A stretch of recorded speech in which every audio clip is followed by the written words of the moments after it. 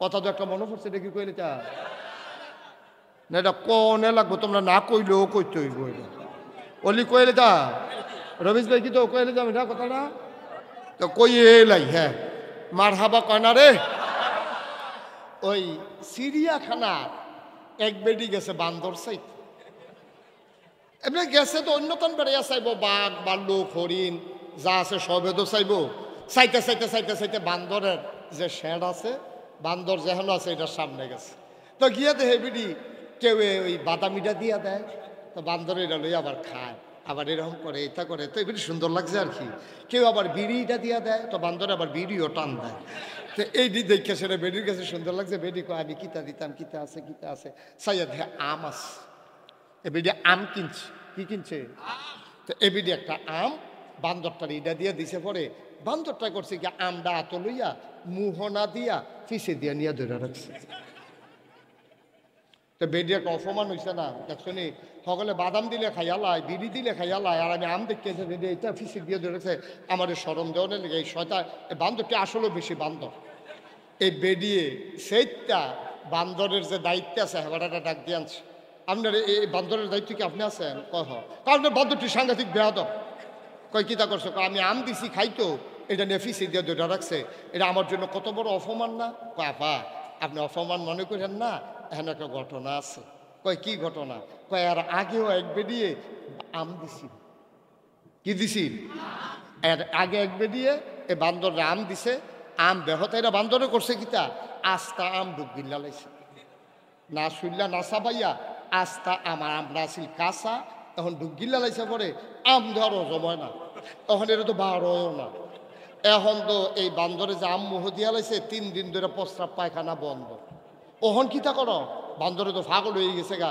এরপরে অপারেশন কইরা এই আম পিছনের রাস্তা দিয়ে বার করন লাগছে। ওহন থেকে যে যেটা দেয় এটা মুহ দেওয়ানোর আগে ফিসে দিয়ে নিয়ে চায় বার হইব নি।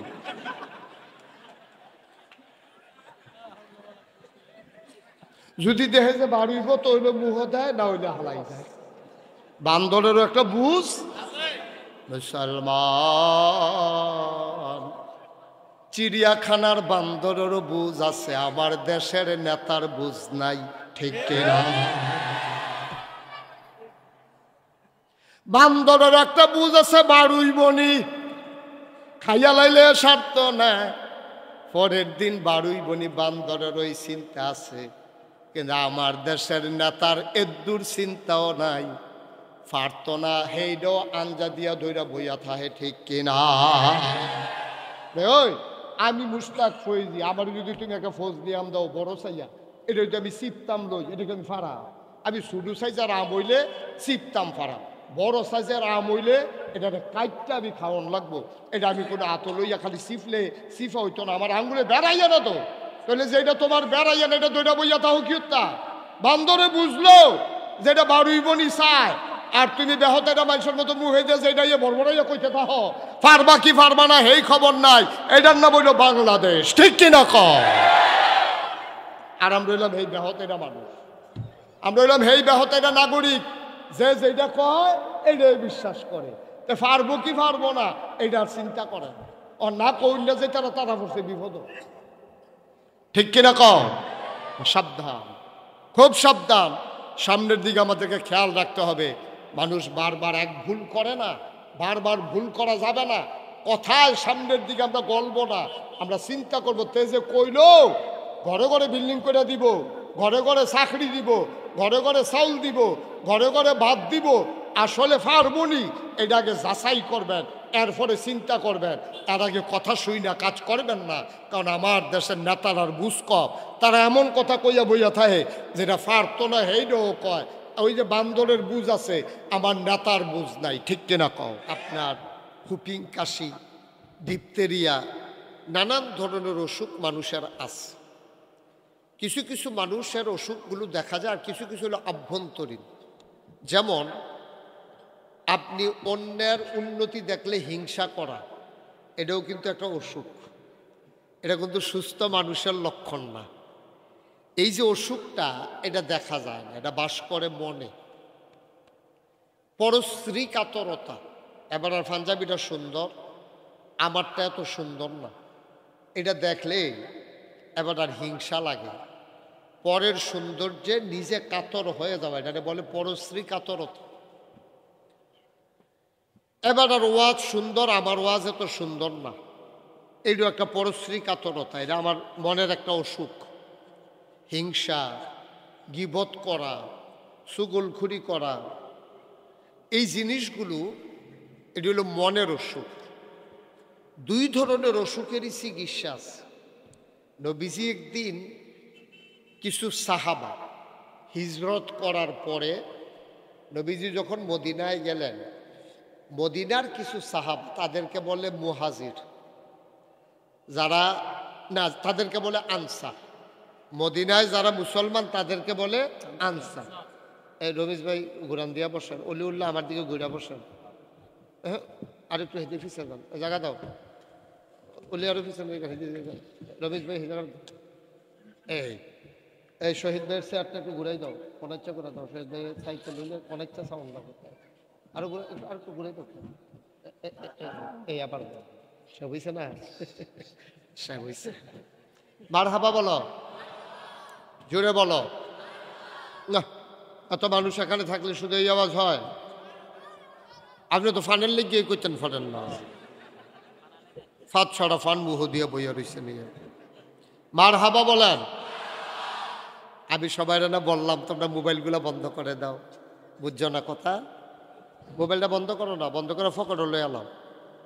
তোমরা না ওয়াজ শুনতে পারতে আসো, না দেখতে পারতে আসো। দেবিদ্দারের মাহফিল দইরা দেবিদ্দারের একটা ঘটনা কই, ওই যে বিড়াল্লা দিয়ে এগুল দিয়ে যখন শহীদ ভাই ওই ঢালাইয়ের কাজ চলতেছিল, তখন তো রাস্তা অর্ধেকটা বন্ধ অর্ধেকটা খোলা।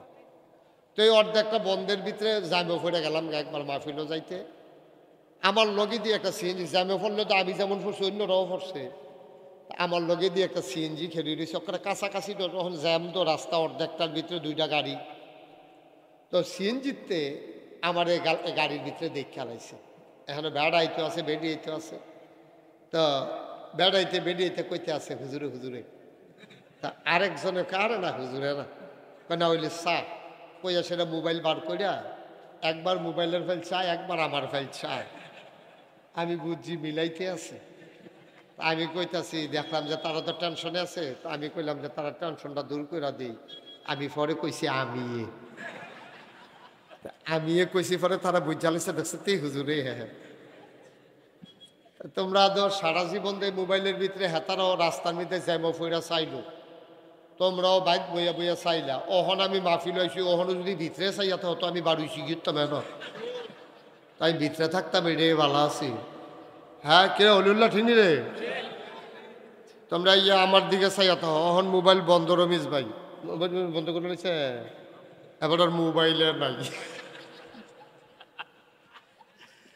এবার যদি মোবাইলটা লইয়া গিয়া কি বিপদে পড়ি। আমিন কর। সবার মনোযোগ ঠিক আছে তো না? যারা হিজরত করেছে, মক্কা ছেড়ে মদিনায় চলে গেছে, তাদেরকে বলে মুহাজির। আর যারা মক্কা মদিনায় ইসলাম গ্রহণ করছে তাদেরকে বলে আনসার। আনসার কয় কারে? কারণ তারা মক্কা থেকে যারা গেছে তারা কোনো মতে শরীরটা লইয়া দুপুরেই গিয়া পড়ছে। তারা কাপড় সুফর ব্যাগ ট্যাগ কিচ্ছু নিতে পারছে না। এক কাপড়ে একজন সাহাবা ছিল আব্দুল্লাহ, তিনি তো কাপড়ও নিতে পারছেন না, কোনো মতে একটা তেনা ফেসাইয়া গিয়া সেটা মদিনায় উঠছে। সব ভালো কইতেন না?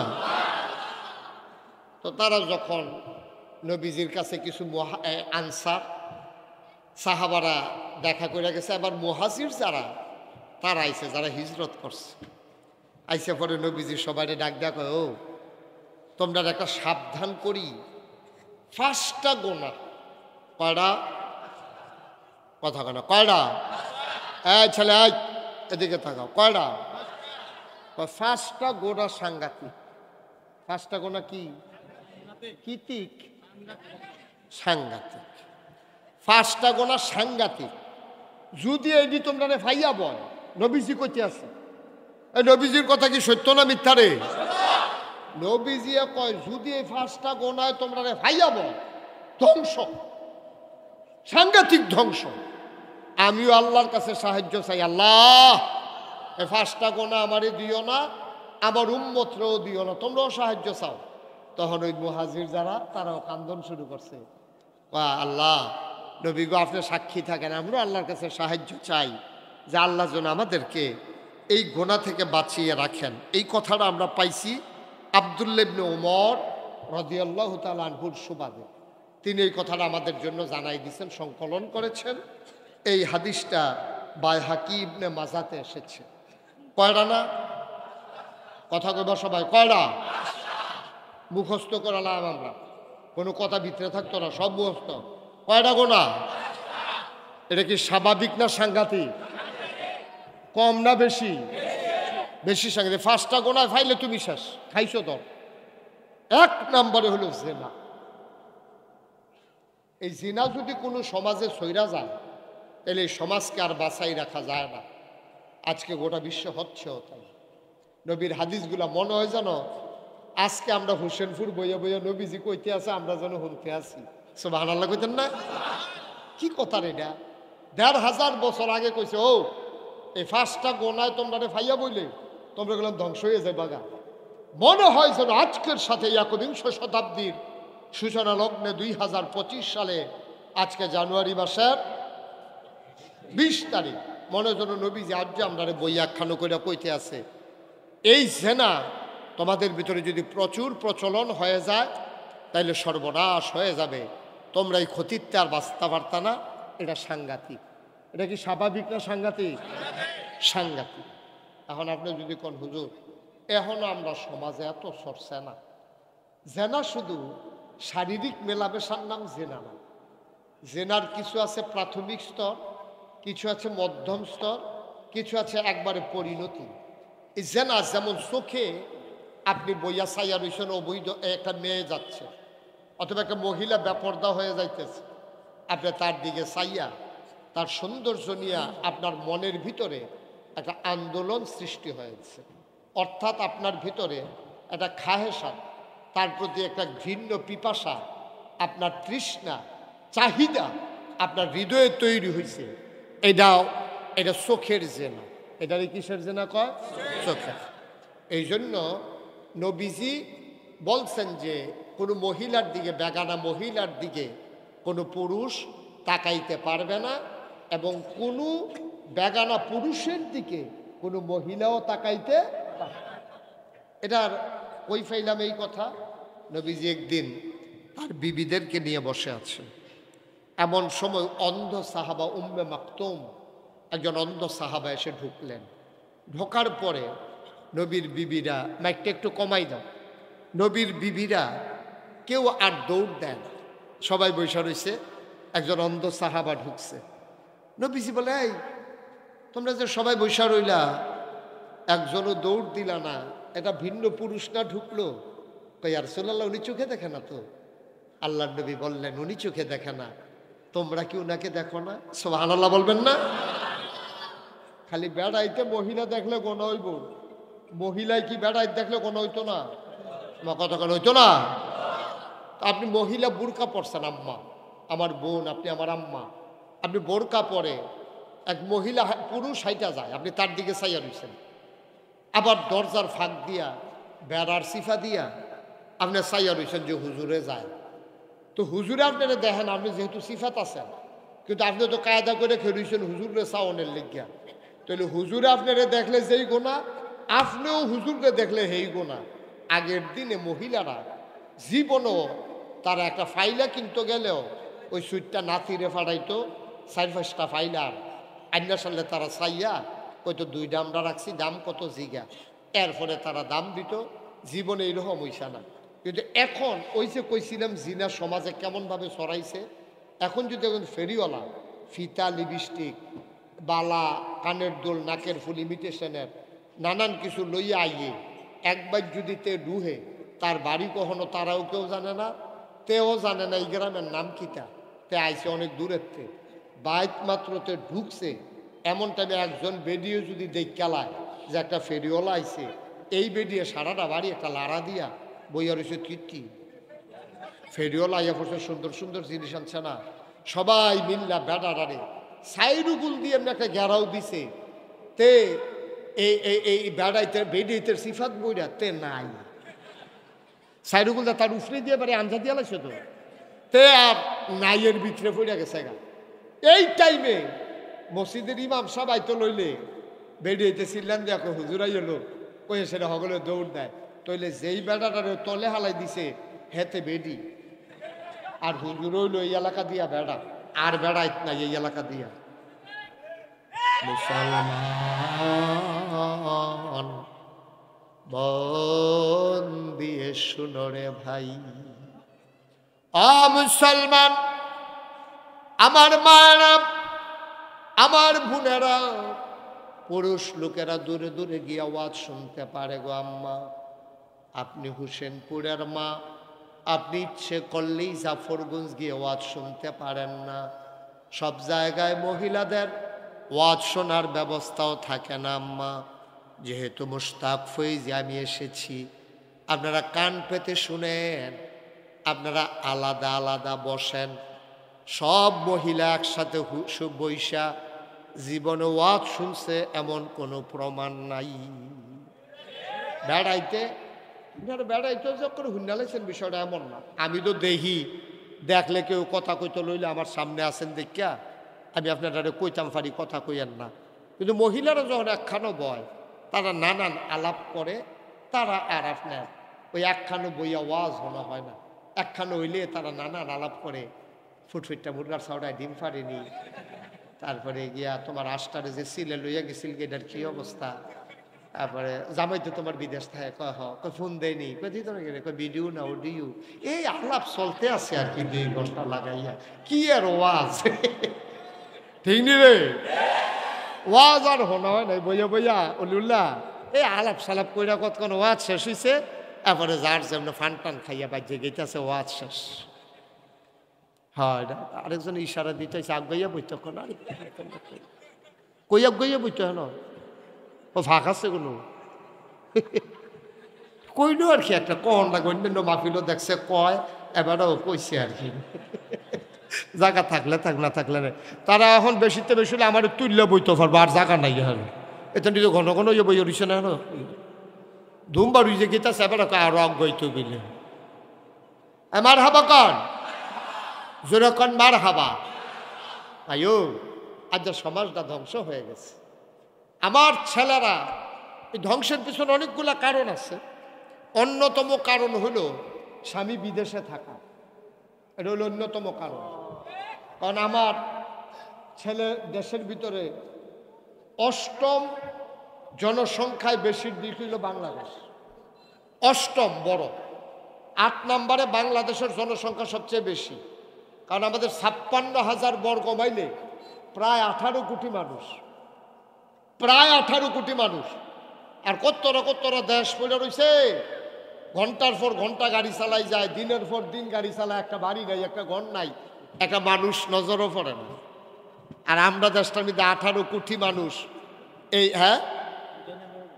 উড়ানো আর উড়ানো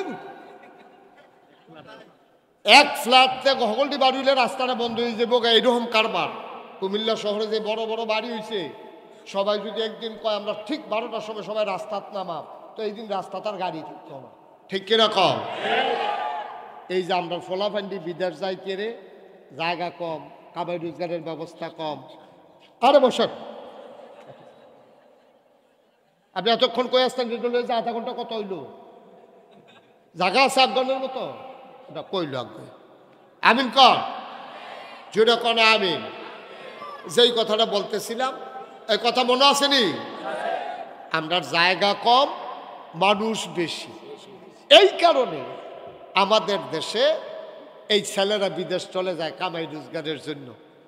এখন একটা গড় যদি 5টা ফুট দেয় 5 জন বিদেশ, বউ 5টা গড়, গড় 5টা বউ, সকলে বিদেশ। স্বাভাবিকভাবে তখন এই বউয়েরা পর্দা ফুসিদার খেলাফ হয়। এই মহিলাগুলা অনেকে বাড়িতে কোনো পুরুষ লোক না থাকার কারণে বাজারে যাওয়া লাগে। বাজারে যাইতে গেলে তো দোকানদারের লগে কথা কন লাগে, আবার বাহি আনে, দোকানদারের লগে খাতিরকরণ লাগে, দোকানদারে আবার আইয়ে বাইক তা আইলে টেহা দিতে না পারলে তার একটা ফান খাওয়াই দেওয়ার লাগে, নাহলে আইস দেওয়া কথা কইয়া দেওয়ার লাগে।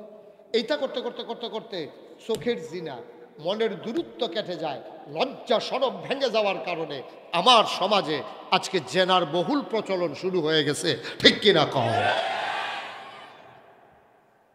সাংঘাতিক অবস্থা। আপনি অনেক জায়গায় হয়তো খবরও পান না, সব খবর আপনারা পানও, খুব কম জায়গা আছে এখন পর্দা পুশিদা একেবারে ঝেঁটিয়ে পিটিয়ে বিদায় করে দেওয়া হয়েছে। আর একটু কমাই দাও বাবা, একটু কমাও। ঝেঁটিয়ে পিটিয়ে পর্দা পুশিদাকে আজকে বিদায় করে দেওয়া হয়েছে। পর্দা পুশিদার জন্য কোনো ব্যবস্থা বাংলাদেশে নাই, বরঞ্চ পর্দা পুশিদা ভেঙে দেওয়ার জন্য অবাধ বিচরণের জন্য বিভিন্ন ব্যবস্থা আছে। কীরকম?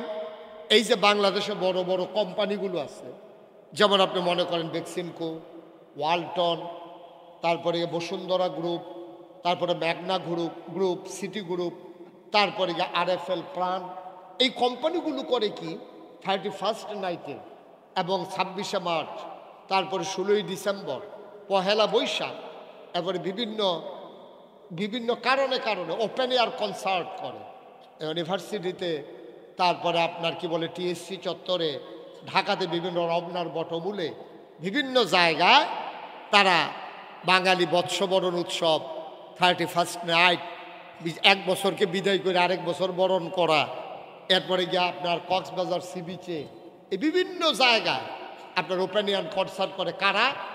আমরা যাদের মাল কিনা খাই, আমরার ঘরে ওয়ালটন ফ্রিজ আছে, প্রাণের মাল আছে, বেক্সিমকুর ওষুধ আছে, নানান ধরনের কাপড় আছে, যাদের কাছে সিমেন্ট, বসুন্ধরা সিমেন্ট আছে, ম্যাগনা গ্রুপের সিমেন্ট, এই যে আমরা অন্যান্য তারা জিনিস ব্যবহার করি, আর আমরারে বেচ্চা মাল বেচ্চা যেই টেহাডি তারা লাভ হয়, এই লাভের টেহাডি দিয়া বাংলাদেশে এই যে এত হাজার হাজার মাহফিল হয়, আপনি কোনো একটা মাহফিলে যে একটা শিল্পকার গ্রুপ, একটা বড় একটা কোম্পানি কইছে যে হোসেনপুর মাহফিলও যত খরচ হয়, হুজুরের হাদিয়া, মাইকের ভাড়া, ফুস্টারিং, মাইকিং, লাইটিং, যা কিছু LED সবটির খরচ আমরা প্রাণ কোম্পানি দেব, অথবা RFL কোম্পানি দেব, অথবা বেক্সিমকো কোম্পানি দেব। গোটা বাংলাদেশে এত হাজার হাজার মাহফিলের ভিতরে একটা মাহফিলও কোনো গ্রুপ তারা স্পন্সর করে না, তারা টাকার দায়িত্ব নেয় না, কিন্তু পহেলা বৈশাখে লইয়া যায়, 16ই ডিসেম্বর লইয়া যায়, আর এটির ভিতরে বেড়া বেডি ওপেন এয়ার কনসার্টের নামে বিভিন্ন শিল্পী গোষ্ঠী আইনা, বিভিন্ন আপনার ব্যান্ড আইনা তাদেরকে মঞ্চে উঠাইয়া উত্তম নৃত্যের মাধ্যমে যেই মেয়েগুলারে আপনি পাঠাইছেন ইউনিভার্সিটিতে পড়ার জন্য, যেই ছেলেগুলারে পাঠাইছেন, ওরা অবাধ মেলামেশা করে, তারা একসাথে নাচে গায় ফুর্তি করে, লজ্জা শরম ভেঙ্গে এখন বিবাহ বহির্ভূত সম্পর্ক করতে তারা একটা সেকেন্ড দেরিও করে না, ঠিক কিনা কম? ওই যে 1500 বছর আগে নবীজি কইছে, শেষ তো, সব শেষ, আপনি সব ধ্বংস হয়ে গেছে। যেই জায়গাতে একটা মেয়ের আর একটা ফলায় দেখছে না, এখন দেখছে তো দেখছে, এক লগে নাচছে, এত দইরা আসছে, বিবাহের আগেই তারা অবাধ মেলামেশার সুযোগ পেয়ে গেছে। তাইলে একদিন এমন হবে বাংলাদেশে যে বিবাহের কথা কইয়া আপনার ফলারেও রাজি করাইতেন পারতেন না, মাইয়ারেও রাজি করাইতেন পারতেন না। ইতিমধ্যে একটা গ্রুপ বাংলাদেশে তৈরি হয়ে গেছে যারা বলে বিবাহ ঝামেলা, দরকার নাই, এটা শারীরিক মেলামেশার জন্য, বাচ্চা কাচ্চা দেয়া কিতা করাম, আমার জীবন শেষ, সবই শেষ, শুধু আমি, শুধু আমি, শুধু আমি। আমরা থেকে যখন আমিতে চলে আসছে, তখন অবাধ বিচরণের মাধ্যমে আমার সমাজটা আজকে ধ্বংস হয়ে যাচ্ছে। এই কথা আমার না, এই কথা 1500 বছর আগে নবীজি ওয়াজ করে গেছেন, ঠিক কিনা বলেন? এই জানার প্রচলন বাংলাদেশে এখন কমছে না বাড়ছে? বাড়ছে। এই জন্য অনেকগুলো কারণ আছে, এর ভিতরে 2-3টা কারণ আপনাদেরকে বললাম। এটা থেকে ফিরে আসতে হবে, আর এটা থেকে ফিরে আসার জন্য পর্দার কোনো বিকল্প নাই। আপনি পর্দা ব্যবস্থা এই জন্য আল্লাহ তাবারক ওয়া তাআলা ফরজ করে দিয়েছেন, এর বাইরে যাওয়ার কোনো সুযোগ নাই, আপনাকে পর্দা মেনটেন করতেই হবে। আমি লেখাপড়ার বিরুদ্ধে না, আপনার মেয়ের আপনি ইউনিভার্সিটিতে পড়ান, ওকে ফাইন, মোস্ট ওয়েলকাম, আপনার মেয়েকে পড়াইতেই হবে। কারণ আমার স্ত্রীর যদি সিজার হয়, আমার স্ত্রীর সিজারটা একজন ডাক্তার যে করবে, সে পুরুষের চাইতে মহিলা হয়, এটাই স্বাভাবিক। কোনো পুরুষ ডাক্তার যদি মহিলার সিজার করতে চায়, তাহলে তার লজ্জা শরম বলতে কিছু থাকলো না। তো ডাক্তার মহিলা হইলে না মহিলাদের সিজার করতে পারবো? এখন মহিলার সিজার করতে হলে মহিলা ডাক্তারের দরকার, এখন মহিলা ডাক্তার বানাইতে হলে লেখাপড়ার দরকার, আর লেখাপড়া করতে গেলে ইউনিভার্সিটিতে যাওয়াই লাগবে, মেডিকেল কলেজে যাওয়াই লাগবে, আপনার দেবিদ্যার কলেজে পড়াই লাগবে। ওকে, আমার তো কোনো আপত্তি নাই, কিন্তু আপনার মেয়ে, আমার মেয়ে, আপনার বোন, আমার বোন ইউনিভার্সিটিতে পড়বে, কলেজে যাবে, হাই স্কুলে যখন সে যাবে, যখন তার ভিতরে নারীত্ব ফুটে উঠবে, সে পর্দার ভিতরে থাকবে। ঠিক কিনা বলেন? আর আপনারা বলেন দেবিদ্যার কলেজে কয়টা মেয়ে বোরকা পরে যায়? আপনারা বলেন আপনাদের হাই স্কুলে কয়টা মেয়ে বোরকা পরে যায়? একটাও না বলা যাবে না, অনেকেই যায়, যারা নিজ উদ্যোগে যায়। কিন্তু সরকারের যদি সিদ্ধান্ত থাকতো সাবালিকা কোনো মেয়ে হাই স্কুলে যখন পড়বে, যখন সাবালিকা কোনো মেয়ে কলেজে পড়বে, সে পর্দা করে আসা বাধ্যতামূলক। বাধ্যতামূলকভাবে যদি বেতন আদায় করা যায়, বাধ্যতামূলকভাবে ঝট করে ৯২ জন লোক মুসলমানের দেশে আমার মেয়েদেরকে শারীরিক চর্চার নামে যদি ফুটবল খেলার জন্য মাঠে নামানো যায়, তাহলে মুসলমানের দেশে আইন করে পর্দাও করানো যায়। ঠিক কিনা বলো? বিয়ার উপযুক্ত মাইয়া পান খেলাত নামাই দিছ, তোমরা সংস্কৃতির বিকাশ ঘটাইতেছ, তোমরা মানুষের উন্নত স্বাস্থ্য ব্যবস্থা তোমরা উন্নত করতেছ, বিবাহের উপযুক্ত মেয়েদেরকে নামাই দিছে ফুটবল খেলার ভিতরে। ফলা বাইনে খেলা চাইতে গেছে, কি আর খেলা, বল কখনোতে চাইয়া রইছে, কখনো বল গেছে কেন বাইরেতে, তখনও মাউট হয়ে চাইয়া রইছে, তা কোনো ফুটবল চাইতে গেছে না। আমি কইতা মতো পারতাছি না বলি, ঠিক নেই, ঠিক নেই, আরে ঠিক নেই ভাইও, কি গজবে আমরা দর্শ, আমরা মুসলমানের সন্তান, আমরা মুসলমানের কোথায়, আমরা মানুষে মুসলমান কয়। আহা আহ, টুপি থাকলে বুঝি মুসলমান, দাড়ি থাকলে যদি মুসলমান, তুমি ৫ ওয়াক্ত নামাজ পড়ো কে তুমি মুসলমান? নামাজ তো একটা ফরজ, এইরকম ফরজ কতগুলো আছে তোমার জীবনে। হুকুমের আয়াত আছে কোরআনে ৫০০, যেটারে বলা হয় আহকামুল কোরআন। তুমি কয়টা মানছ? তুমি এগুল দিয়া নামাজ পড়ো, হেগুল দিয়া সুদ খাও, এগুল দিয়া রোজা রাখো, হেগুল দিয়া ঘুষ খাও, তুমি হেগুল দিয়া মানুষের দান সদকা করো, এদিক দিয়া জাকাত দাও না, তুমি কোনটা ফরজ, কোনটা ওয়াজিব, কোনটা সুন্নত, কোনটা তুমি ওজনে বুঝছো না, তুমি ওজনে বুঝো নাই। এই জন্য গতকালকে আমার মাহফিল ছিল কালাকচুয়া, ওইখানে আমি বলছিলাম যে আমার দেশের মানুষগুলা যে দূরে ফারে না, এর দূর দইরা বইয়া থাকে, যেটা ফারে এইটা কয় না, যেটা ফারতো না এটা কইয়া বইয়া থাকে। দেখছেন না, আমরা দেশে দেখবেন নির্বাচন আইলে বাইছে দেখবেন কত বইয়া কথা কয়, কারণ কারে ভোট দিচ্ছেন নিয়ে আমার দেখেন না, আবার কারে নিয়ে এমপি বানান, কারে নিয়ে মন্ত্রী বানান, আমার মতো মানুষরা দেখেন না। যদি আমারে আল্লাহ আল্লাহ করে মন্ত্রী বানাইতেন পারতেন, এমপি বানাইতেন পারতেন, দেখলেন ঘরের ফইটা বেড়াইয়া ফিজ দিয়া কালা করা লাগলো। আরে বাপুরে, কেউ কয় গাড়া পর্যন্ত করবো, কেউ কয় বেগনাবাদ পর্যন্ত, বেগমাবাদ পর্যন্ত করবো, কেউ কয় এই যে এগুলদা শাহ আলমরা বাড়ির গাড়া দিয়ে এগুলদা পশ্চিম যে রাস্তাটা গেছে ওখানে যেটা তারার অলিউল্লারা বাড়ির সামনে দিয়া, এমনি না হইলে কইরা দিব, এমনি না কয়। আর এবারে দিকে অকরে ঘরের ফইটা বেড়াই বিলে ফাঁকা করে লাগবো ফলা হয়নি। এই কথা হইল না, বুড়া বেড়ায় কয় জীবনে তো অনেকে আমরা ভিতরে দাঁড়াইতে আইছে, কিন্তু এত অজ্ঞইয়া তো কেউ কইসা না। খিচালা এবারে এবারে যখন বেশি অজ্ঞ না, খিচালা এবারে দিছে, বুট করছে, ফার্স্ট গেছে 6 মাস। 6 মাস পরে এবার আর বাইক গেছে বুড়া বেড়ায় নাতিরে লইয়া, এমপি সাহেব আপনারা কইতেন আমরা ঘরের দরজাত কিতাবিলে ঢালবেন, কবে? নির্বাচনের আগে রাইতার 2:30টার সময় ঘুমেতে তুললেন, আপনি কইলেন আমরা ঘরের দরজাত বেড়ে কিতা ডাইলা কালা করে লাগবেন। নির্বাচনের আগের কথা লই নি হন আর্থ আছে, আমরা ভোট ফাউন্ডের লেগে কত কথা কই, সব দিদি শুনেন ঘিরতেন আপনি, নাউজুবিল্লাহ কইতেন না।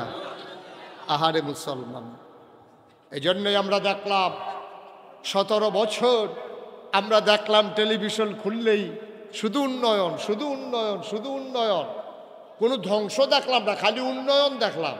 উন্নয়ন দেখতে দেখতে এমন উন্নয়ন হইছে, এখন যখন 17 বছর ভার হইছে, ওহন দেখি যে সব উন্নয়ন বার হইতেছে। শুধু পায়রা তাপ বিদ্যুৎ কেন্দ্র থেকে প্রধানমন্ত্রীর পরিবার 56,000 কোটি টাকা চুরি করেছে, ঠিক কিনা বলো?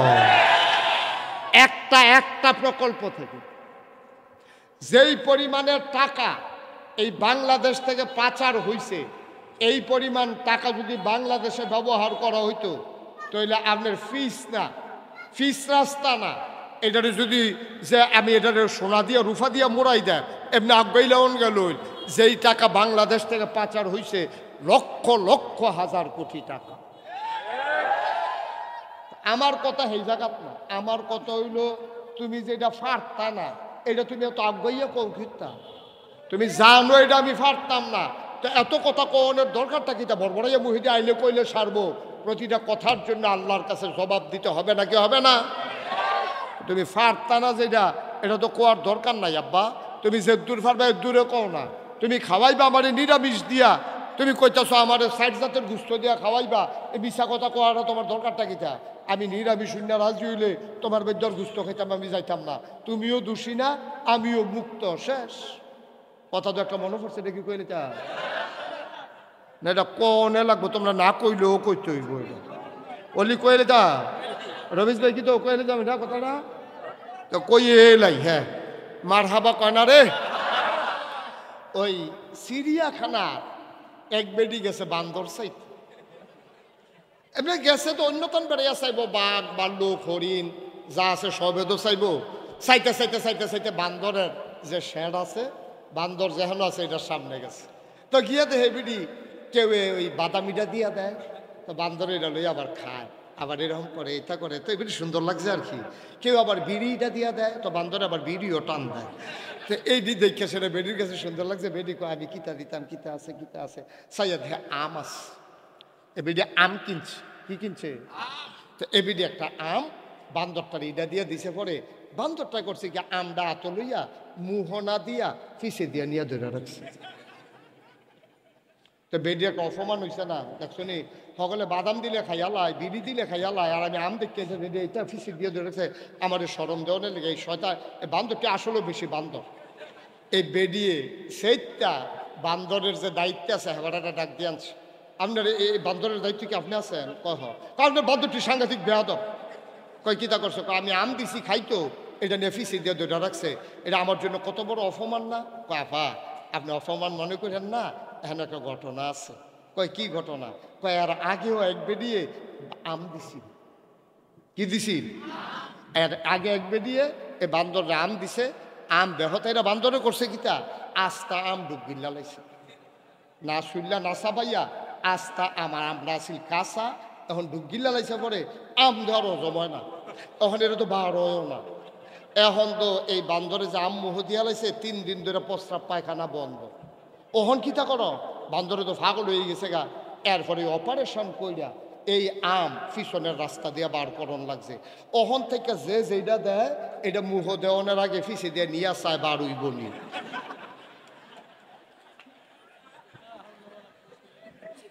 যদি দেখে যে বাড়িব তো হইলে মুহ দেয়, না হইলে হালাই দেয়। বান্দরেরও একটা বুঝ। মুসলমান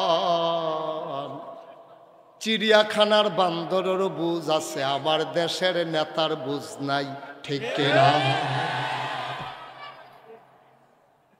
বান্দরের একটা বুঝ আছে, বারুই বনি খাইয়া লাইলে স্বার্থ না, পরের দিন বারুই বনি বান্দরের ওই চিন্তা আছে, কিন্তু আমার দেশের নেতার এদুর চিন্তাও নাই, পারত না হেইডও আঞ্জা দিয়া ধইরা বইয়া থাহে, ঠিক কিনা? ওই আমি মুশতাক ফৈজি, আমার যদি তুমি একটা ফৌজ নিয়াম দাও বড় চাইয়া, এটা যদি আমি চিপতাম লই, এটাকে আমি ফাড়া। আমি ছোটো সাইজের আম হইলে চিপতাম ফাড়া, বড় সাইজের আম হইলে এটা কাইটটা আমি খাওয়ান লাগবো। এটা আমি কোনো আত লইয়া খালি চিপলে চিপা হইতো না, আমার আঙ্গুলে বেড়াইয়া না তো, তাহলে যে এটা তোমার বেড়াইয়া না, এটা দইটা বইয়া তাও কি হত্যা। বান্দরে বুঝলো যেটা বারুই বনি চায়, আর তুমি বেহতে এটা মানুষের মতো মুহে দিয়ে যেটা ইয়ে বড়বড়াইয়া কইতে থাহ, পারবা কি পারবা না সেই খবর নাই, এটার না বললো বাংলাদেশ, ঠিক কিনা ক?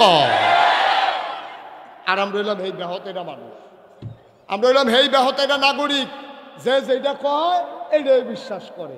তো পারবো কি পারবো না এইটার চিন্তা করে না, ও না কইলে যে তারা পড়ছে বিপদ, ঠিক কিনা ক? সাবধান, খুব সাবধান, সামনের দিকে আমাদেরকে খেয়াল রাখতে হবে। মানুষ বারবার এক ভুল করে না, বারবার ভুল করা যাবে না। কথায় সামনের দিকে আমরা গলবো না, আমরা চিন্তা করবো তেজে কইল ঘরে ঘরে বিল্ডিং করে দিব, ঘরে ঘরে চাকরি দিব, ঘরে ঘরে চাউল দিব, ঘরে ঘরে ভাত দিব, আসলে পারবনি এটা আগে যাচাই করবেন, এরপরে চিন্তা করবেন। এর আগে কথা শুই না কাজ করবেন না। কারণ আমার দেশের নেতার আর বুঝ কম, তারা এমন কথা কইয়া বইয়া থাকে যেটা পারতো না হেইটাও কয়। ওই যে বান্দরের বুঝ আছে, আমার নেতার বুঝ নাই, ঠিক কিনা কও? কষ্ট হইতেছে আপনাদের? তাইলে 1 নম্বরে নবীজি বলছেন জেনা, এটা যদি ব্যাপক হারে ছড়াই যায় তাহলে সমাজ শেষ, আজকে হচ্ছেও তাই। 2 নম্বরে মাপে এবং ওজনে কম দেওয়া। আজকে আপনি সব জায়গায় যান, ঘুষতের দোকানও যান, ওজনে কম দেয় নাকি দেয় না? মা কথা করে ওজনে কম দেয় নাকি দেয় না? আমরা এলাকায় এক বেড়ায় 10 কেজি গুস্ত আনছে মেহমান আইব দেখা, খাইয়া টাইয়া সাইডে সকলে মেহমানে আড্ডি টাড্ডি ফর্দা টর্দা রগ মগ যে মাপছে 9.5 কেজি হয়েছে। যেটি হালাই দিছে এটি গুস্ত আনছে কয় কেজি? এই সুইয়া মুইয়া সেটা আধা কেজি খাইতে পারছে, আর বাহি 9.5 কেজি হালাই দেওয়ান লাগছে। এবার বুঝেন কি গুস্ত ওরা দিছে। নাউজুবিল্লাহ কইতেন না? জোরে কইতেন না নাউজুবিল্লাহ? মুসলমান, ও মুসলমান, আপনি আপনার এলাকায় তরকারি হয়, আপনি উত্তর গড়ের আলু দেখাইয়া দক্ষিণ গড়ের আলু বেচছেন না, এটা ইসলাম এটাকে সমর্থন করে না। আপনি চিকন ছোট্ট ছোট্ট আলু দেখাইয়া, সুন্দর সুন্দর আলুগুলো দেখাইয়া, আপনি যে আলুগুলাতে পোকায় ধরেছে, খাবারের উপযুক্ত না, আপনি সবগুলো আলু একসাথে মিশাই দিলেন, আপনি প্রতারণা করলেন, আপনি মানুষকে ধোঁকা দিলেন। কোনো মুমিন মানুষ কাউকে ধোঁকা দিতে পারে না, না কথায়, না কাজে, না ব্যবহারে, না আচরণে। ভাই, আল্লাহর নবীর এক সাহাবা আরেক সাহাবারে বলছে, ভাই আপনি একটু দাঁড়ান, আমি বাড়ি থেকে আসতেছি, 2 ভাই মিলে একসাথে এক জায়গায় যাব। যিনি দাঁড় করাই দিয়া গেছে ওনার আর মনে নাই, উনি বাড়িতে গেছে, বাড়িতে গিয়ে আর মনে নাই, তিনি ভুলে গেছে একজন যে মসজিদের সামনে দাঁড় করাই গেছে, এটা আর ওনার মনেই নাই, উনি তো ভুলে গেছে। পরের দিন সকালবেলা উনি আইসা দেখে মানুষটা এখানে এখনো দাঁড়িয়ে আছে। দেখা মনে পড়ছে, কয় ভাই আপনি এখানে দাঁড়াই রইছেন কেন? কয় ভাই আপনারা বলছিলেন এখানে দাঁড়ানোর জন্য আপনি আসতেছেন, আপনি আসেন নাই, এই জন্য আমি যাইতেও পারি না। আয় ছেলে, আয় আয় ছেলে, বসো। উঠছো কেন তুমি? খুব সাবধান, খেয়াল করে শুনে। চিন্তা করছেন নি? চিন্তা করছেন ইসলাম জিনিসটা কি? ইসলাম জিনিসটা কি? আপনি কখনোই কাউকে প্রতারিত করতে পারেন, আপনি ধোঁকা দিতে পারেন না। আপনি ধোঁকা যেটাতে দেওয়া লাগবে আপনি এই কথাটা বলবেন না, দয়া করে। আপনি যেটা পারবেন না এটা বলেন কেন? আপনি কেন বলছেন যে ভাই চিন্তা করো, তুমি ঘরের কাম শুরু করো, আমি তোমার দিকে খেয়াল রাখা? তো কি খেয়াল রাখবে? এবারে প্রত্যেক দিন আইতে যাইতে এবারে জগর তুলে চায়, আর হেবারায় মনে করছে ঘরের কাম ধরলে কিছু টেহা দিব।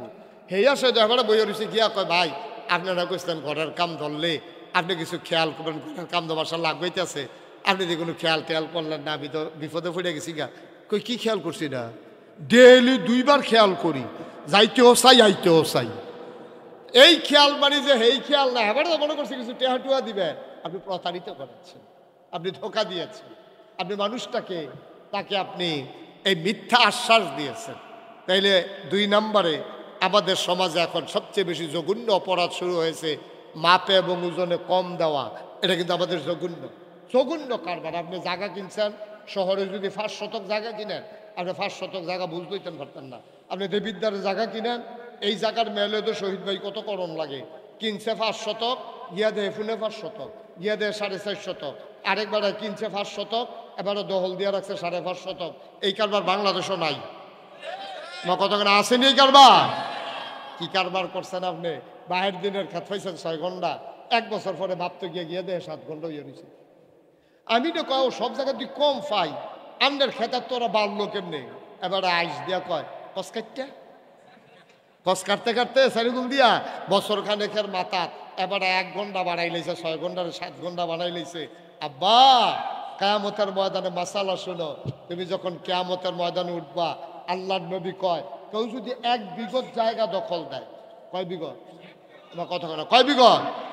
1 বিঘত জায়গা যদি আপনি কারোর কাছ থেকে অন্যায়ভাবে দখল দেন, কিয়ামতের ময়দানে পূর্ব থেকে পশ্চিম 1 বিঘত ফাঁসে, দৈর্ঘ্য হইল ফুট থেকে পশ্চিম, তলের ফেল হইল 7 জমিন।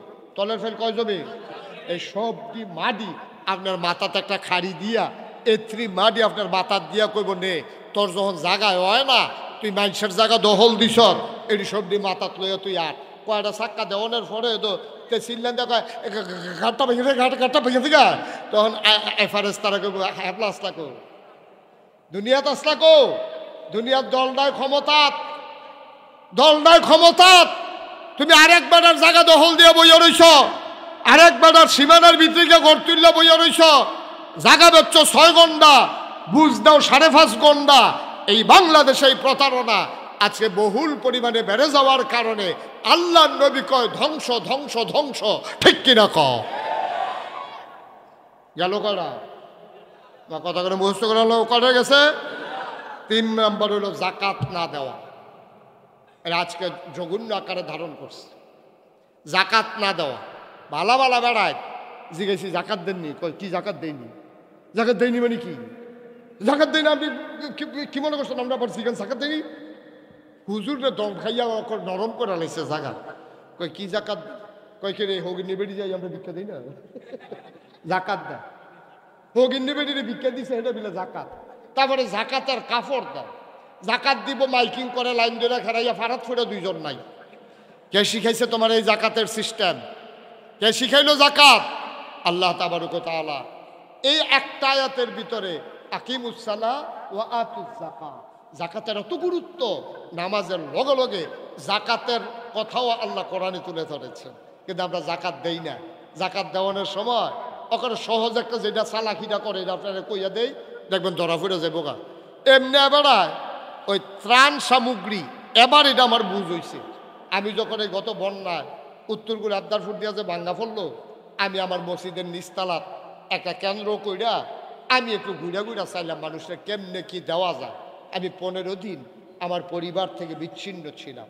আমি 15টা দিন আমার মসজিদের নিচতলায় থাইকা আমি মানুষের ঘর ঘর চিরা মুড়ি চাউল ডাল স্যালাইন তারপরে বিভিন্ন জিনিসপত্র যে দূর ফারছি আমি চেষ্টা করছি দেওয়ার জন্য। তো দিতাম কিছু পরে আমি গিয়েছি গেলাম আপনারা কয় ঘর? এখন ঘরে ঘরে তো দেওয়ান লাগবো। তা আমি গিয়েছি গেছি কয় ঘর? কয় 7 ঘর। কয় ঘর? কি তারা হলো 7 ঘর হইলো কবে? আমি দিতে পাইলাম না। আমি বললাম 7 ঘর কেমনে? হুজুর শুনছেন না? আমি না ফাস্ট ফুড জুতা তো ফাস্ট ফুড জুতো হইলে 5 ঘর, আপনার জামাই বউ 1 ঘর, তো 6 ঘরে নয় 7 ঘর কেমনে? আমি আর বউ জুতো আমি আপনি কি বউয়ের লোক আলগা খান? কাজ 3 বছর ধরে না 3 বছর ধরে বলে এবারের বউয়ের লোক আলগা খান। এবারের বউ 1 ঘর, এবারে 1 ঘর, ফাস্ট ফুডের 5 ঘর, মোট মিলাইয়া কয় ঘর? মা কথা কেন কয় ঘর? তা আমি তো আর কি ওরাম তারা যেহেতু 7 ঘর 7 ফটলা দিয়েছি। এর কয়েকদিন পরে আমি মসজিদে ঘোষণা দিলাম যারার যত ঘর আছে ঘর ফিসে 500 টাকা করে দিবেন। ঘর ফিসে মসজিদে কত দিবেন? আরে কথা কয় না কয়শ? এখন যখন আমি হেবাটারে জিজ্ঞেছি বুড়া বেড়ারে আপনারা কয় ঘর? কয়েক ঘর। কয়েক ঘর কেমনে? কয় আমরা ফাস্ট ফুড আর আমরা জামাইব এটা ফাস্ট ফুড লাইক এখন হইতে থাকি আমরা তো তারা অহন 1 ফটলা সিরিয়াল লাগে হইয়া যাইগান 7 ঘর, মসজিদে টেহা দেওয়ানোর সময় হইয়া যাইগান 1 ঘর। আপনি মুসলমান, এবার আপনি কি মুসলমান? আপনারটা আপনি মিলান, আমি কিছু কইতাম না এই ব্যাপারে, আমার কোনো বক্তব্য নাই। 4 নাম্বার হইল আল্লাহ এবং রাসূলের সাথে বিশ্বাসঘাতকতা এবং প্রতিশ্রুতি ভঙ্গ না করা। আমরা আল্লাহর লগে ওয়াদা করছি আমরা নামাজ ছাড়তাম না, আমরা রোজা ভাঙতাম না, আমরা হজ করাম, জাকাত হইলে জাকাত, ফরজ হইলে জাকাত দিই, এটি ওয়াদা করে আইছি, আমরা যেন এটা ভুলে না যাই। 5 নাম্বার হইল পিতার কিতাব অনুযায়ী নিজেদের জীবন পরিচালনা করা, অর্থাৎ কোরআন সুন্নাহ মতো নিজের জীবন পরিচালনা করা। আবার 1 নাম্বার যে আসলাম হ্যাঁ আবার ফিরা যাই। মুসলমান, মন দিয়ে শুনুন, বেপরদার কারণে আজকে বাংলাদেশে যেই সমস্যাটা হচ্ছে, আজকে অবাধ মেলামেশার কারণে সমাজের দাম্পত্য জীবনগুলো ধ্বংস হয়ে গেছে, পারিবারিক বন্ধনগুলো নষ্ট হয়ে গেছে, সমাজ আর সমাজ নাই, অসৎ মানুষে সমাজ ভরে যাচ্ছে, জারদ সন্তান সমাজে জন্ম নিচ্ছে, কিন্তু আমরা নিজেরা যারা জন্ম দিচ্ছে আমরা নিজেরাও জানি না, ঠিক কিনা? আচ্ছা, সাংঘাতিক অবস্থা শুরু হয়েছে এই সমাজের ভিতর। অথচ আল্লাহর নবী বিবি ফাতেমার যখন বিয়ের সময় হলো, অনেকেই বিয়ের জন্য প্রস্তাব নিয়ে আসলো, আল্লাহর নবী কারো প্রস্তাব গ্রহণ করলেন না। আলী রাদিয়াল্লাহু তাআলা আনহু সবাই মিলে যখন ওনাকে পাঠালেন পরামর্শ দিয়ে, আবু বকর, ওমর, ওসমান সবাই কয়, আলী রে, ও আলী তুমি একটু নবীর দরবারে যাও, কিচ্ছু বলার দরকার নাই। নবী বসে আছেন মসজিদে নববীতে। হযরত আলী যখন হেঁটে যায়, নবীর সামনে গিয়ে সালাম দিয়ে দিলেন দৌড়। নবী মুচকিয়ে হাসলেন। নবী বুঝলেন আলী লজ্জা পাচ্ছেন। আবার সবাই মিলে আলীকে পাঠালেন। সালাম দিয়ে দৌড় দেওয়ার আগে নবী ডাক দিয়ে বললেন, আলী এদিকে আসো, তোমারও বিয়ের দরকার, ফাতেমারও বিয়ের দরকার, তোমার মতামত কি? এবার আলী ডাক দিয়া কয়, নবী গো, আপনার যেই মত আমারই তো সেই মত। সুবহানাল্লাহ বলবেন? আমি তো আপনার ঘরে রান্না হলে খাই, আপনার ঘরে রান্না না হলে আমিও না খাইয়া থাকি, আপনার বারান্দাতেই তো আমি ঘুমাই, আমার তো আলাদা ঘরও নাই। সুবহানাল্লাহ বলবেন না?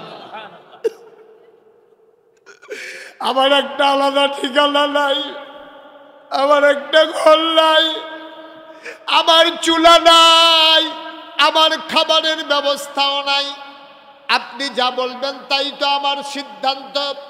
আল্লাহর নবী বললেন, ঠিক আছে, তুমি একটা ছোট্ট ঘর ভাড়া নিয়ে নাও। আলী একটা ছোট্ট দেখে ঘর ভাড়া নিলেন। লম্বা ঘটনা, সবটা বলা আমার উদ্দেশ্য না। সংসার শুরু হয়ে গেল আলী এবং বিবি ফাতেমার। একদিন ফাতেমার প্রচণ্ড জ্বর, তখন হাসান হুসাইন দুনিয়াতে চলে এসেছেন, ওরাও ছোট্ট ছোট্ট বাচ্চা। ফাতেমার সাংঘাতিক জ্বর, ঘুমিয়ে আছেন সবাই। জ্বরের ভিতরে ফাতেমা কান্দে, আলীর ঘুম ভেঙে গেল। জ্বরের ভিতরে মানুষটা কাঁদতেছে। আলী লাফ দিয়ে উঠলেন, কপালে গিয়ে হাত রাখলেন, দেখে জ্বরের কারণে মনে হয় শরীরটা পুড়ে যাইতেছে।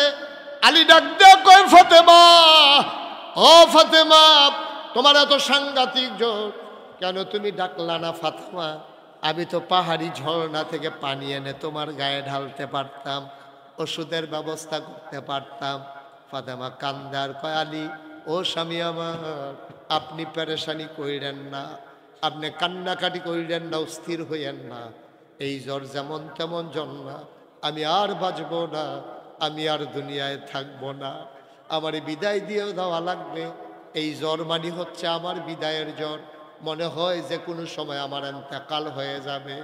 আলী বললেন, এই কথা আর বলবা না, মানুষের জ্বর হলে কি মানুষ মরে যায় নাকি? ফাতেমা ডাক দেখো, আপনার বোধহয় মনে নাই, আমার আব্বাজান দুনিয়া থেকে বিদায় হওয়ার সময় আমার কানে কানে বলেছিলেন, ফাতেমা, জান্নাতের ভিতরে আমার পরিবারে সবার সাথে দেখা হবে, তোমার সাথে আগে। সুতরাং ফাতেমা কান্নাকাটি কইরো না। সেই দিন বুঝেছিলাম আব্বার ইন্তেকালের পরে আমি ফাতেমার বেশি দিন দুনিয়ায় থাকব না।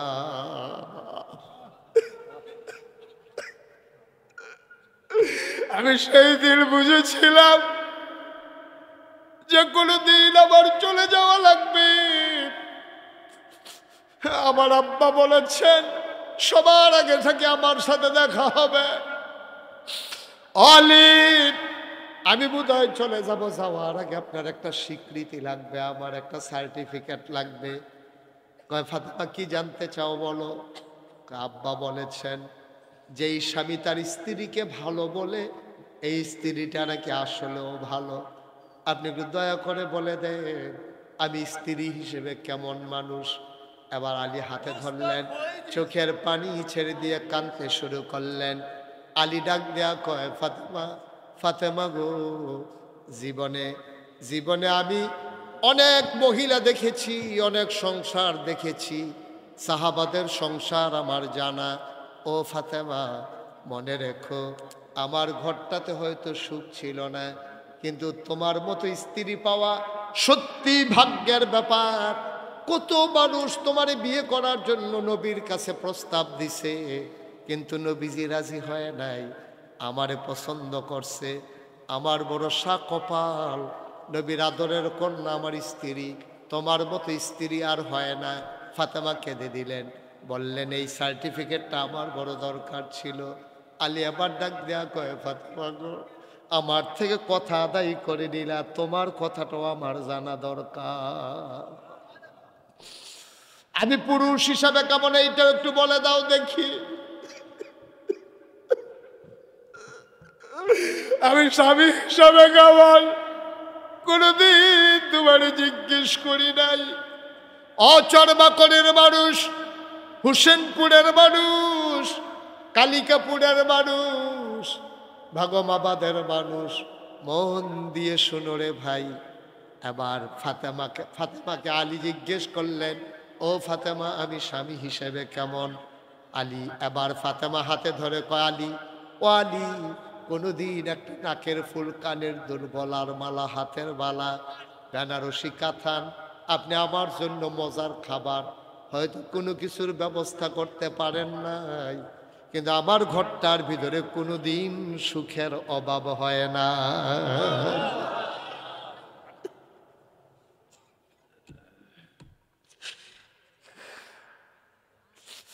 আমার কোনো সম্পদ ছিল না,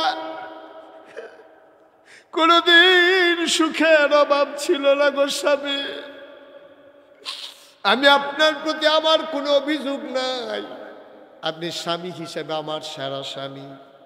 এবার ফাতেমা ডাক দেয়া কয়, আলী, ও আলী, স্বামী আমার, আপনার কাছে আমার একটা ওসিয়ত আছে, একটা আবদার আছে। আমি যদি রাতের ভিতরে মরে যাই, তাইলে আপনি একটা কাজ কইরেন, অন্ধকার থাকতে থাকতে হাসান হুসাইন রে নিয়া আপনার ইমামতিতে বন্ধু বান্ধব কয়েকজন ডেকে রাতের অন্ধকারে জানাজা দিয়ে আমারে কবর দিয়ে দিয়েন। যদি আজকে রাত্রে মারা যাই, ফজরের আগে যদি মারা যায়, আপনি রাতের ভিতরে কবর দিয়ে দিয়েন। ফজরের পর পর্যন্ত আপনি আমাকে অপেক্ষা করাবেন না, আমার লাশটা রাখবেন না। আলী আবার কান্দার কয়, ফাতেমা, ফাতেমা, তুমি হইলা নবীর আদরের কন্যা, নবীর 4 জন মেয়ের ভিতরে নবীজি তোমারে আদর করছে বেশি, তোমার সুনামও বেশি। আয়েশাও কইছে, নবীর স্ত্রী আয়েশা তোমার আম্মা, উনি বলেছেন ফাতেমারে দেখলে মনে হইতো ফাতেমা হাঁটে না, মনে হইতো যেন নবীজি হেঁটে যায়। ওনার কথা, ওনার আচরণ, ওনার খাওয়া দাওয়া, ওনার হাসি, ওনার চাল চলন নবীর সাথে হুবহু মিল ছিল। চেহারাও ছিল নবীর চেহারার সাথে অনেকটা মিল। মুফাসসিরিনে কেরাম, মুহাদ্দিসিনে কেরাম কয় এটার কারণও আছে। কারণ হইল 3 মেয়ে, খাদিজা রাদিয়াল্লাহু তাআলা আনহার ঘরে 4টা মেয়ে, জয়নব, রুকেয়া, উম্মে কুলসুম, ফাতেমা। এই 4 মাইয়ার ভিতরে 3 মাইয়া বড় হয়ে গেছে গা খাদিজা আম্মা, আমাদের আম্মা খাদিজা থাকতে থাকতে। কিন্তু যেই দিন খাদিজা আম্মাজান খাদিজা ইন্তেকাল করে, তখন ফাতেমা ছিল ছোট মানুষ। ফাতেমা তখনও বুঝে না মা কারে কয়। তখন যে মা যে ইন্তেকাল করছে, ফাতেমায় মার গালো ধরে ধরে কান্দে, আম্মা, আম্মা, আম্মা, তুমি যে কথা কও না আম্মা, তারপরে কে গোসল করাবে, কে আমার চুলের ভিতরে সিঁথি কেটে লাল ফিতা বেঁধে দেবে, কে আমারে ঘুম পাড়াবে, কে আমারে লোকমা দিয়া খাওয়াবে। নবীজির কোল যারা এমনি ফাইটা গেছে। আর এরপরে ফাতেমার এই কথাগুলো শুই না নবীজি একেবারে অস্থির হয়ে গেলেন, টান দিয়া বুকের সাথে মিশাইয়া ধরে কয়, ফাতেমা, ও ফাতেমা, আম্মু নাই, কি হয়েছে? আমি আছি না, আমি ঘুম পাড়াবো, আমি গোসল করাই দেব, আমি তোমার চুল আশ্রে দেব, লাল ফিতা বেঁধে দেবো। সুবহানাল্লাহ বলবেন না? দুজাহানের বাদশা নবী, আপনি কল্পনা করতে পারেন? দুজাহানের বাদশা নবী, এই নবীর মেয়ে সত্যিকার অর্থেই তিনি নবীরে ফাতেমারে বুকের ভিতরে শোয়াইয়া আস্তে আস্তে ঘুম পাড়াই দিতেন। মুফাসসিরিন মুহাদ্দিসিনে কেরাম কয়, নবীর যে নবুয়তের ওমটা নবুয়তের যে গরমটা এটা ফাতেমা যত পাইছে কোনো মেয়ের আর পায় নাই। সুবহানাল্লাহ বলবেন না?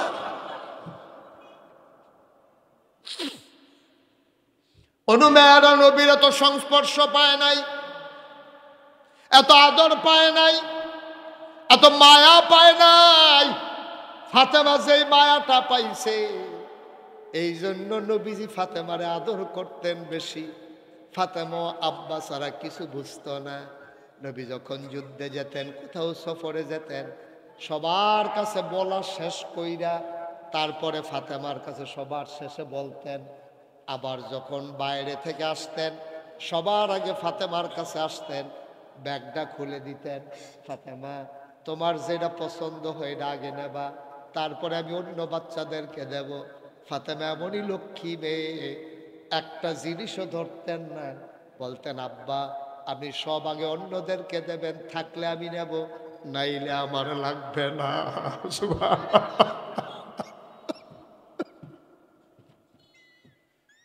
সবার আপনি দেন, আমার লাগবে না, থাকলে আমি নেব, নাইলে নাই।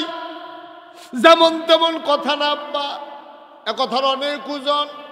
আবার ফাতেমা ডাক দেয়া আলী, ওয়ালি আমার যদি রাতের ভিতরে মৃত্যু হয়ে যায় আপনি রাতের ভিতরেই কাফন পরাইয়া দাফন করে দেবেন মাটির কবরে, এত জানাজানির দরকার নাই। আলী কাঁদতেছেন, ফাতেমা তুমি হইলা নবীর আদরের কন্যা, যদি মানুষ জানে তোমার ইন্তেকাল হয়েছে, হাজার হাজার মানুষ দৌড়ে দৌড়ে তোমার জানাজায় আসবে, কেন রাতের অন্ধকারে তোমার কবর দেব।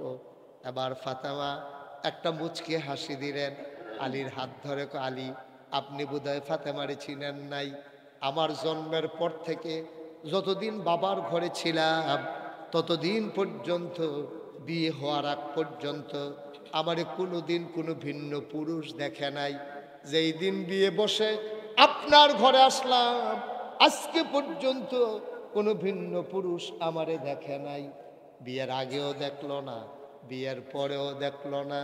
আমি যদি মরে যাই, আপনি যদি দিনের বেলা মসজিদের সামনে আমার লাশটা নেন, তখন সবাই কাফনের বাইরে দিয়ে আমারে দেখবে আমি লম্বা ছিলাম না খাটো ছিলাম, আমি চিকন ছিলাম না মোটা ছিলাম। যেই ফাতেমা জীবিত অবস্থায় কোনোদিন ভিন্ন পুরুষের সামনে যায় নাই, এই ফাতেমা মরার পরে লাশ হইয়া কারো সামনে যাইতে চায় না।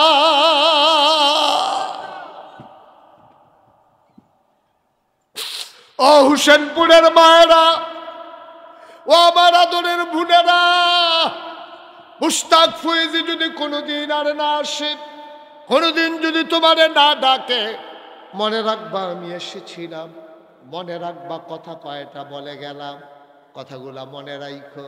বাবা তোমারও দায়িত্ব আছে, আমারও দায়িত্ব আছে। তুমি স্বামী, স্ত্রীর উপরে দায়িত্ব তোমার, তুমি বাবা, মেয়ের উপরে দায়িত্ব তোমার, তুমি ভাই, বোনের উপরে দায়িত্ব তোমার।